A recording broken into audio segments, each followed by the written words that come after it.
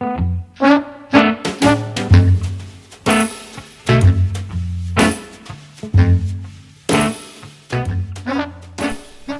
to a new edition of the Neon Jazz interview series with jazz guitarist and composer David Dvorin. He opened up about his upcoming 2021 CD on his label called Cure All Records with the album I'm the Flounder. It's the debut recording of this instrumental quartet combining the freewheeling groove and grid of mid-century blues and jazz with the intimacy and instrumental interplay of chamber music in this group called Flounder. The CD is the culmination of 2 years' worth of composing and performing a wealth of original material. Get to know him and the band. Thanks for taking a minute out. I appreciate it. Oh, thank you so much for doing this for me as well. I really do appreciate it very much. Yeah, absolutely. And I've been checking out your show, and it sounds great. I've been listening to it on YouTube, some of your interviews. I love them. Oh, good, man. Thank you. Thank you. I appreciate it. This project sounds like a real culmination for this band, kind of an epic point of creativity and just getting it out there. I'm the Flounder is the latest album. It'll be out officially September 24th, 2021. And I guess the elephant in the room really globally and just everywhere is that, COVID's still here. We thought it was kind of easing, but it's coming back. What does it mean to release this with such a long absence away from a live stage and connecting with the audience? In response to the COVID, yeah, first of all, it's a project that we recorded in January of 2020. I'm sure we're not alone in that we had recorded something in the can and it kind of lingered for a while until we got around to mixing it and then deciding whether or not we wanted to put it out. But I think the time is right to put something out. Certainly it represented a time of, certainly a time of our performance lives that we've been building up to. And really I felt like before we wanted to move on to some new material, which I'm constantly writing, I really wanted to document it and put it out. And it coincided with starting up a record label. And it just seemed like this would be our third release in the label. So the timing just felt right, even regards the pandemic. But it's been a tough year, and we're hoping to support it, and we're looking forward to hopefully getting out again in the fall and start playing some dates. So what are you hoping the audience gets from this? It's a real good mix of, there's different genres and things that are going on that are coming together. What are you ultimately hoping the listener gets out of this new project? I'm kind of, it's hard for me to step a little bit outside of myself in regards to the music because this is all kind of a vocabulary and compositional output that's coming from me. I want to get these things out there and hopefully offer something a little bit unique compared to the rest of the stuff that's out there. And so for me, priorities are really about the composition itself. I mean, I'm first and foremost a composer. Also guitarist and electronics and all kinds of stuff too, but I really want to highlight the writing here, and that is very closely followed by just how well this band grooves and swings. And it was really exciting for me getting together with these guys a couple years ago when we started, seeing that they were capable of doing kind of a chamber music-like thing that really swung and really grooved. And so I'm hoping the listener picks up on those two key aspects, the feel of the band, this kind of unique compositional slant, and hopefully they enjoy it. So talk to me, everybody has their jazz fix in the beginning and it gets them hooked. Talk to me a little bit about your beginnings in jazz and how this became your life. Yeah, well, I entered it through probably when I was a high school student. I grew up listening to, I grew up in the Northern California Bay Area in the 70s, and that was kind of ruled by a lot of musicians there, including the Grateful Dead. And so I went to a lot of concerts when I was a child. My parents would take me, and I would see a lot of improvisational music, but in a little bit different genre. My parents liked jazz, but they were more into blues, so I went to a lot of blues festivals and things as well, and saw some great artists. And it was in high school that I started to kind of find my own thing and get really, really into jazz with friends. And we used to sneak into clubs in San Francisco when we were underage and go see our favorite artists. And it just grew and grew. And then when I went to music school, I kind of rebelled. My parents wanted me to be like Carlos Santana, but I rebelled and studied art music and went very deep into composition. And all the while the music I would always listen to was jazz, and so I played it in bands throughout my studies, and continued that, and then kind of stopped for a while, but then and got really into electronics and chamber music composition. Then got back into it, I'd say about 20 years ago. Realized that it's kind of where my soul is. That feeling of swing and the utilization of improvisation is really kind of home cooking for me, and so I resonate really strongly with it. And that's primarily still the music that I enjoy listening to the most. So what was the first live jazz show that you ever saw? That's a good question. I saw so many in high school, and I think some memorable ones that I remember seeing, believe it or not, Betty Carter was a great, really influential thing. Seeing her combo play, hearing a vocalist be able to sing like that just blew my mind.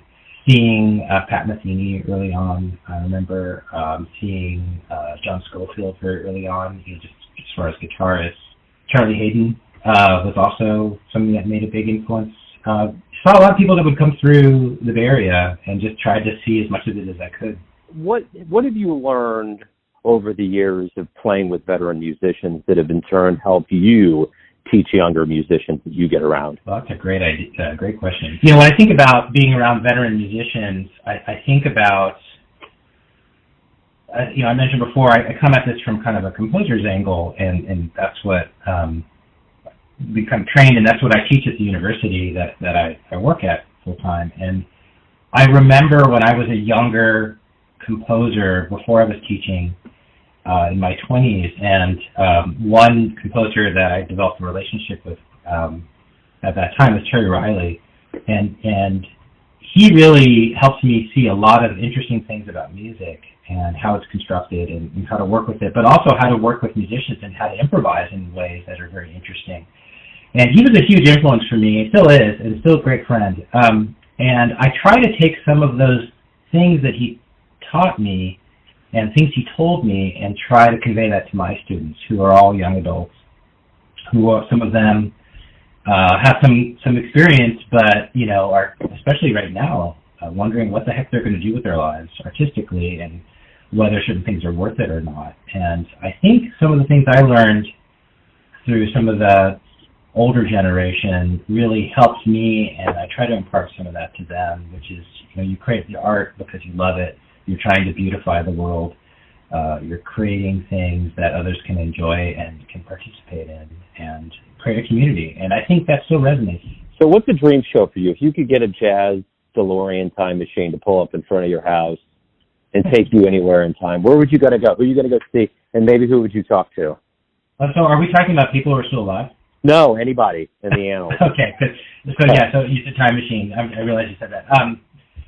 There are people that they're probably, the top musicians that I always think about, I would have just loved to have seen, and would have been so great. Thelonious Monk is always in that list. I just can't believe that, I've watched live videos of him, and just I wanted to feel his personality from the stage. Same goes for Charles Mingus, who's also really big. I wish desperately I could have seen him and his ensemble play. Oh man, Frank Zappa is also up there. I wish I could have seen, just specifically his band in the late '70s. I would have loved that. I would have loved to see Weather Report in the Jocko days. Just feel what that was like too. There's musicians out there now who they don't tour the West, and I would love to see them. But I've been very fortunate to have seen quite a lot of musicians that I really respect and admire musically. So every day you wake up, you get a chance to create, and you get to do something as a professional musician. What's the greatest part about that for you, being a professional musician? The thing, that I enjoy to do with my time, when you said wake up, and my dream is, if I can do it, cup of coffee and compose.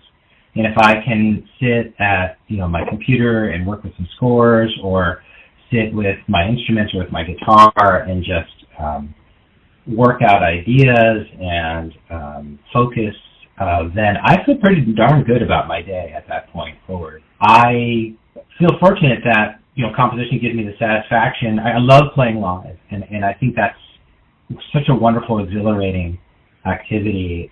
It's been so limited in the last year and a half, pretty much non-existent for me. So I take a lot of comfort and solace in composition, which is kind of a solitary art anyway. But I'm always thinking about writing for other people, so I guess I have imaginary friends, and it's this kind of strange little world. But I find it very satisfying. So as we all do return in earnest, whenever that is, to live music, what do you hope we all realize about the power of live music, which we've trickled back into a little bit now, but we've largely been away for quite a while now? What do you hope we get from live music and an appreciation for it? I think it's kind of the same thing in regards to just getting back together with people in general, socially, and that is, I love the sense of community that music can create is incredible. And I don't just mean among musicians, I'm talking about with the audience. And I sorely miss that connection with listeners and feeling like they're giving energy to us and we're giving energy to them. That is something I find as an incredible, amazing, life-affirming quality of playing live. I want a reestablishment of that kind of community, this idea of, a feedback loop, basically, seen in an immediate way, not like putting out a recording and then hoping people listen, but to see it register with someone and then work with that energy, I think is great. And I'm really hoping that we can reestablish that. Truthfully, it's been really hard, and I'm just hoping for some healing through music. Music is our culture. I feel like culture has been I wouldn't say it's been killed off, but it's certainly been wounded by all this. So yeah, reestablishing the culture as well. So everyone has a perception of you, your family, your friends, your fans, that ultimately you live your life. What's your perception of you? Who do you think you are? Well, that's kind of a heavy question. I'm a bit curious. Have you asked that to other artists? Oh, yeah. Okay. Yeah. I should go look at some of your past interviews and see what they said, because that's something that interests me a lot and that I speak about with my students, actually. Your self-perception versus how others perceive you as an artist. Yeah. But yeah. I think I perceive myself as someone who is doing what I love to do through pure gumption.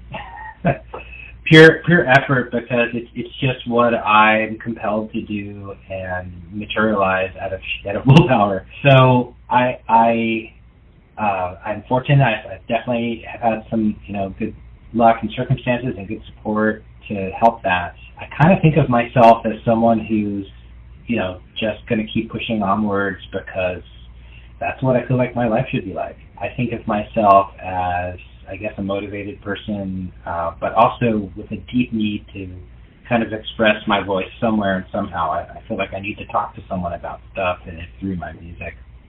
And if one person can hear it and it resonates, then I feel really good about what I'm doing. So I don't know. I'm not sure how others perceive me, to tell you the truth. I mean, in some ways, besides my family and friends, and some of them I don't really care. It's just I hope that they resonate. That's the thing I need to.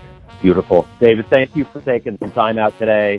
I really appreciate it. Good luck with the album and the return to the stage. Thank you so much. It was an absolute pleasure to talk to you. Thanks for listening and tuning in to another Neon Jazz interview, where we give you a bit of insight into the finest cats in New York, Kansas City, and spots all over the world, giving fans all that jazz. And thanks to David for his time, honesty, and story. If you want to hear more interviews, go to Famous Interviews with Joe Domino in the iTunes Store. Visit Neon Jazz at youtube.com, and for everything Neon Jazz all the time, go to the neonjazz.blogspot.com. Until next time, enjoy the jazz, my friends.